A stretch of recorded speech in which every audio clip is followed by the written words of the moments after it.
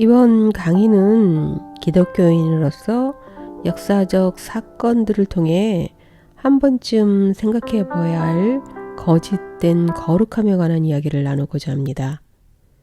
기독교 역사는 무조건 다 옳고 맞다고 생각하시는 분들이 많기 때문에 역사적 사실들을 통해 하나님 앞에 거룩하게 산다는 것이 어떤 것이어야 하는지에 대한 부분을 들여다보도록 하겠습니다. 종교성이 가장 뛰어난 시대를 꼽아보라고 한다면 아마 중세를 말할 수 있을 것 같은데요. 완벽에 가까울 정도로 종교가 세상을 지배했던 시대이니까요. 천년에 가까운 중세인들의 종교적 열심과 열정은 대단했다고 할 수 있는데요. 교회가 인간의 모든 것을 책임지던 시대라고 할 수 있을 것 같습니다. 그렇지만 종교적 열심을 보여주던 이 시대는 가장 타락했던 시기라고도 할 수 있는데요. 성직자 매매가 가능했기 때문에 돈을 주고 성직 자리를 매수했던 시절이니까 얼마나 위험한 종교성을 가지고 있었던지 알 수 있는 것이죠. 더 위험했던 일은 교황의 말이 곧 법이 되었다는 것인데요. 이렇게 권력과 돈을 가진 교회는 멋진 건물을 짓고 화려함으로 장식하고 치장하면서 더욱더 거룩함을 드러내 보이며 강요된 신앙생활을 했던 시절이기도 합니다. 중세시대 교회의 모습이 얼마나 화려했는지 잠시 감상해 보실까요?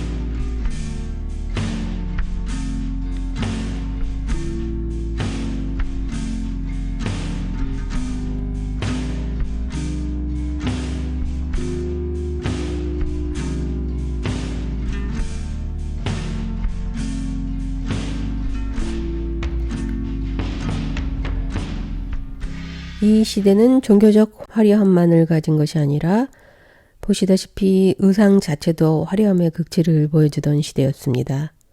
그러니까 겉치장에 신경을 많이 쓰던 시대였다는 것인데요. 이러한 화려함과 아름다움으로 치장하려는 뒷모습에는 어둠이 가득했었는데 종교적 타락에 썩은 냄새를 풍기던 시대입니다.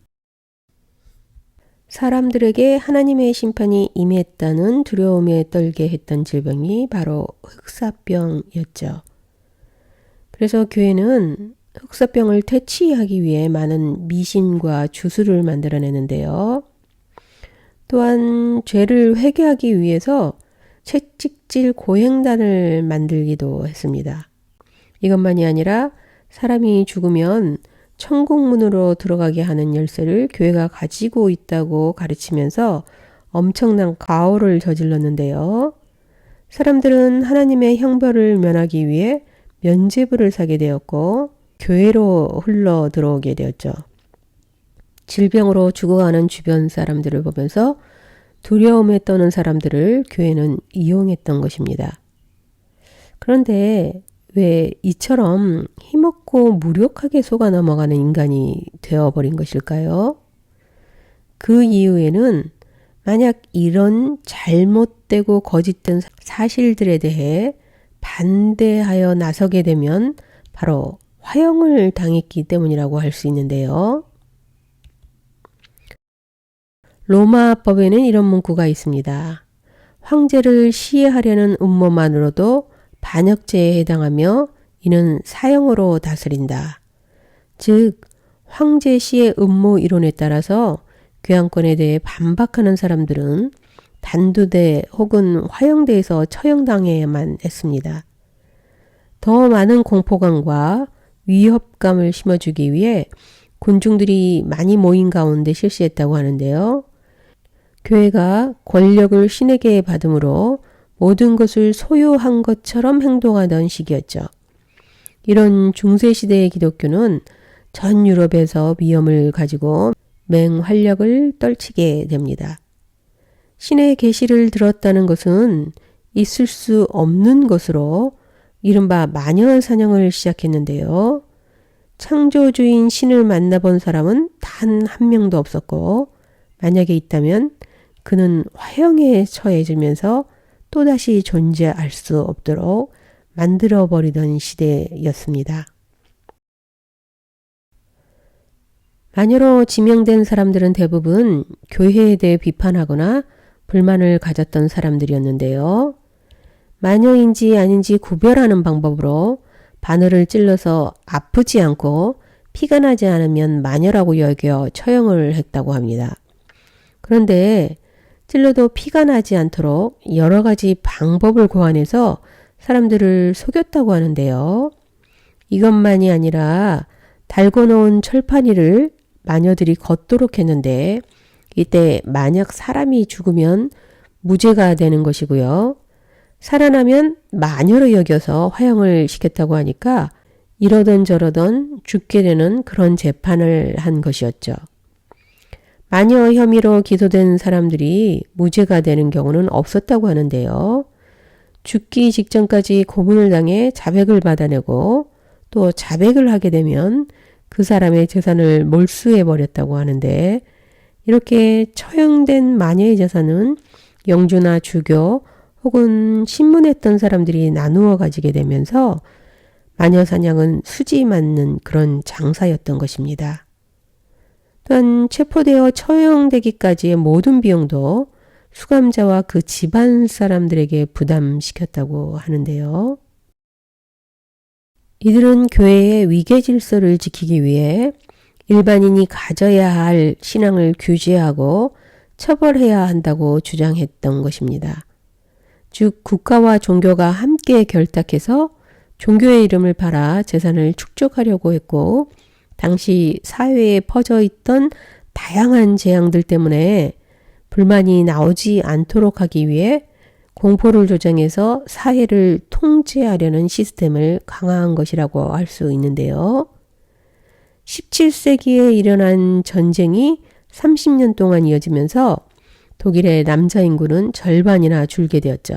남자가 턱없이 부족하자 여자들이 남자의 관심을 끌기 위해 화장이나 육감적인 몸치장은 물론 주술의 힘을 빌리려는 여자들도 늘어나게 되었고 이러한 사회적 분위기를 이용해 여자들을 죽여서 남자와 여자의 비율을 맞추려고 했다는 설도 있는데요.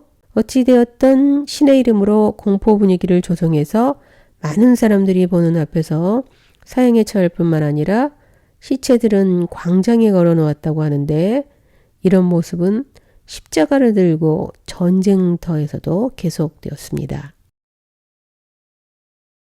십자군 전쟁이라는 이름은 성스러운 전쟁이라며 의복이나 방패에 십자가 표시를 붙이고 나가면서 생기게 되었는데요. 예루살렘 성지를 이슬람 세력으로부터 탈환하겠다는 명목하에 벌어진 이 전쟁은 200년 동안 8차례에 걸쳐 벌어진 일입니다. 그러나 종교전쟁은 예루살렘 탈환에서 실패하였고 교황청에서도 교회가 저지른 범죄라고 인정하게 된 사건이기도 하죠. 대부분의 병사들은 가난했고 불황자와 같은 사람이었다고 합니다. 그들은 면죄부를 받기 위해 참전했었고요. 아이들을 꼬챙이에 꿰어 구워 먹기도 하고 가마솥에 사람을 끓여 먹기도 하는 등 야만적인 행동과 약탈을 일삼았다고 하는데요. 이로 인해 이슬람 교도들은 기독교인들에 대해 치를 떨게 됩니다. 적대감을 심어주게 된 사건이었을 뿐만 아니라 종교와 정치의 권력 다툼이 숨겨져 있기도 한데요. 물론 이 전쟁을 통해 커피나 카펫, 향수, 후추 등이 유럽에 들어오게 되면서 더 사치스러운 생활을 할 수 있게 되기도 했지만 십자군 전쟁하면 잔인한 살해를 저지른 것으로 기억되었죠. 결국 종교적 목적을 이용해 약탈과 노략, 방화 등을 저지르면서 전리품을 획득하는 일확천금의 기회를 잡는 것으로 변질되어 버린 전쟁이었습니다. 또한 십자군 전쟁은 2차 세계대전에서 유대인 600만 명의 대학살을 만들어낸 전초전이 되기도 하는데요. 대학살을 성공시킨 전쟁이 바로 십자군 전쟁이 되는 것이죠. 중세 유럽 말기가 시작되면서 무시무시한 공포가 시작되었는데 바로 흑사병이었습니다. 1347년 흑해 연안의 한 항구에서 시작된 정체불명의 바이러스는 열이 나기 시작하면서 피를 토하고 몸이 검정 반점으로 덮여 죽어가는 질병이었는데요. 3년 만에 유럽 전체로 퍼져나가면서 약 1억 명 정도가 감소했다고 하는 학설도 있습니다. 이 질병 앞에 어린이, 노인, 성직자, 정치가 그 누구도 예외가 되지 못했는데요. 흑사병 때문에 사람들은 서서히 서로에 대한 의심과 공포와 혐오를 나타내기 시작했습니다. 교회의 통치자들의 권위는 땅에 떨어졌고요. 무정부 상태의 혼란이 찾아오면서 절망과 분노에 찬 시민들은 희생양을 찾기 시작했는데 가장 미움을 샀던 사람들이 사회적 소수자였던 유대인들이었죠. 프랑스, 독일 등 유럽 전역에서 유대인들에 대한 학살이 벌어지게 되었는데요. 우물에 독을 타서 일어난 일이라고 누명을 씌워 죽이기 시작했는데 1800여 명이 살고 있던 스트라스부르크 지역에서는 절반이 넘는 900명이 죽습니다. 쾰른이라는 도시에서는 구덩이에다가 유대인들을 모아놓고 화형시키는 상상 이상의 일들이 일어났는데요. 홀로코스토는 그리스어에서 유래했습니다. 신에게 동물을 태워서 제물로 바치는 것을 의미하는 단어입니다.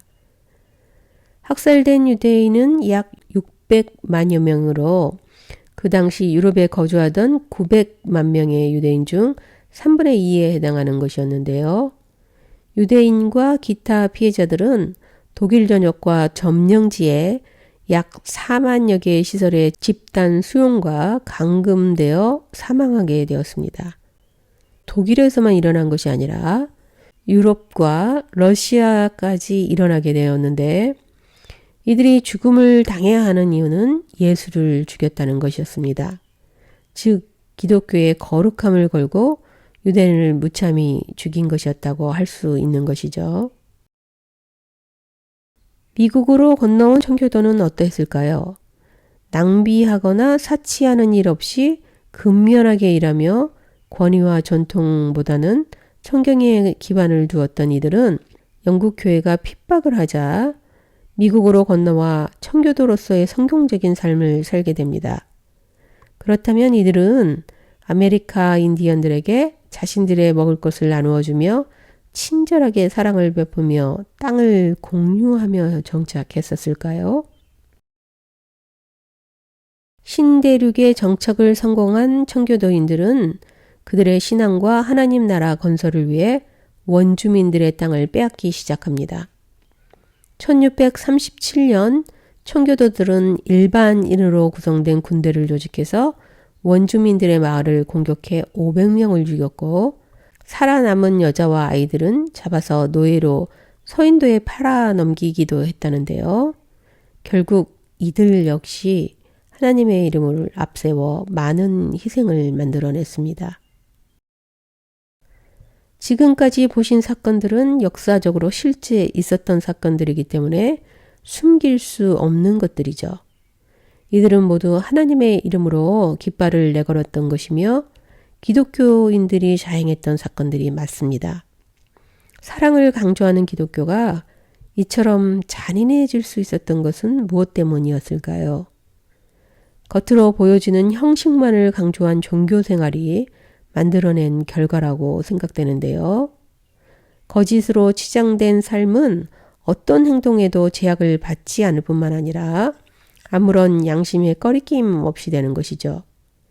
하나님의 이름을 걸고 부끄럽지 않은 삶을 살기 위해 잃어버려서는 안 되는 신앙의 양심을 떠나버린 이들의 모습인 것입니다. 그러나 거짓된 거룩함은 언젠가는 드러날 것입니다. 이제 역사적 부끄러움 앞에 기독교인으로서 부끄럽지 않은 삶을 살도록 노력해야 하지 않을까 하는 생각이 드는데요. 역사 속에서 거짓으로 둘러싸여 있던 거룩함의 결과를 되돌아 보았습니다. 이것으로 이번 강의를 마무리 짓도록 하겠습니다. 다른 강의에서 또 뵙겠습니다. 안녕히 계십시오.